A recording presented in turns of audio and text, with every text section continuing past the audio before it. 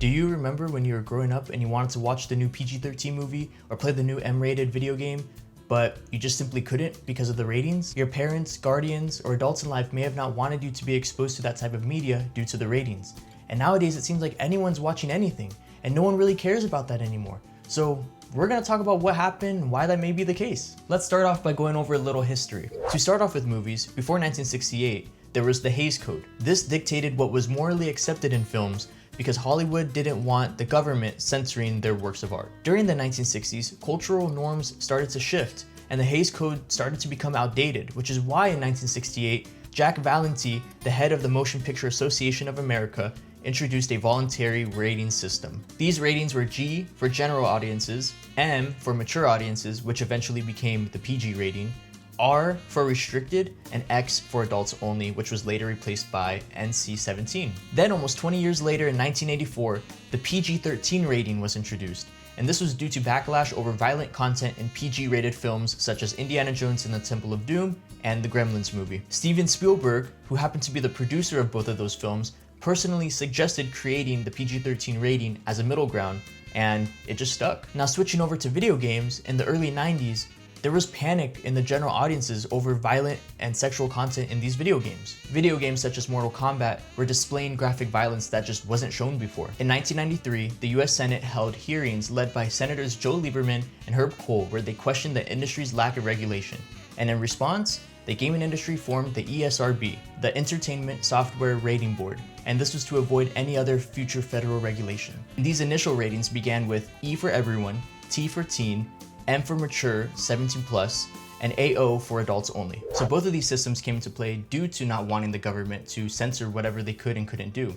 So then this ended up becoming more of a parental guidance tool rather than a true legal restriction. So with the combination of these ratings, as well as just how adults' minds were shifting, when it came to protecting their children, you just weren't able to go and see the new Dark Knight movie alone, or you couldn't buy the new Call of Duty or Grand Theft Auto video game because you just were restricted to that. At the same time though, with the internet continuously evolving, you had these companies that were, providing entertainment already, Nickelodeon, Disney Channel, Cartoon Network, PBS Kids, that also had online spaces for these children to actually get more out of them. You were able to go on there and play some games that were related to some of the episodes you really liked. You can go on there and do some activities that could maybe even teach you something. And it was just a space that was already deemed fine for these kids to go on. You didn't have to worry about asking your mom or dad real quick, am I able to go on this website or whatever? If you had a computer and you had access, maybe even at school, whatever it was, there was the opportunity to go, and you had a place that was already safe. And as I said, the internet is continuously evolving. So as time went on, kids stopped going to these spaces. Unfortunately, they just had no interest to go there. And at the same time, those companies that were behind these websites weren't even keeping it up to date either. It was becoming less and less fun, more and more of just, ads and ways to see, the shows itself, but there was no additional supplemental anything, you know what I mean? And now there's the question of, okay, where are these kids going to? Why aren't they going to these safe spaces? And it's because of social media, with YouTube and TikTok especially being something that just, gravitates the attention from anyone. Of course it's going to have an effect on kids. The content that is created for these platforms are not regulated. You know what I mean? These are made for clicks. These are made for the overall consumption of people as a whole. So when these kids are going to these sites to try to look for something, of course there's the YouTube Kids, and there's restrictions when you're trying to make an account, but those aren't really regulated like that.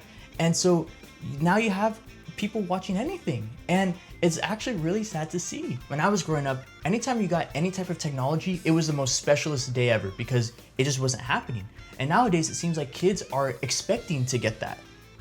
It's not like it was such a treat like how we did back in the early 2000s. With continuous use on these social media platforms where they're seeing any type of anything, they end up just becoming desensitized to what may not really be the best thing for them. And to add on to all of that, especially with influencer culture, you really have this weird gray area where there's times where their content may not be the best thing for kids, but it still is kind of safe, but it's also really not really something they should be doing. But at the same time, the creator is not the one who needs to be restricting everything anyway, because that kid should not be even having that access to watch their stream to begin with. So it's this weird thing, because it's I'm not trying to blame anyone, but it just is so weird. I'm just trying to show that this is something that I've been noticing. and that I feel like it's only gonna get worse. It's only just gonna continue to get worse. You have these brands that are collaborating with other IPs that may not be most representative audience of that original brand. And then you also have, merchandise that can be targeted towards children when it's still more of an adult type of, brand.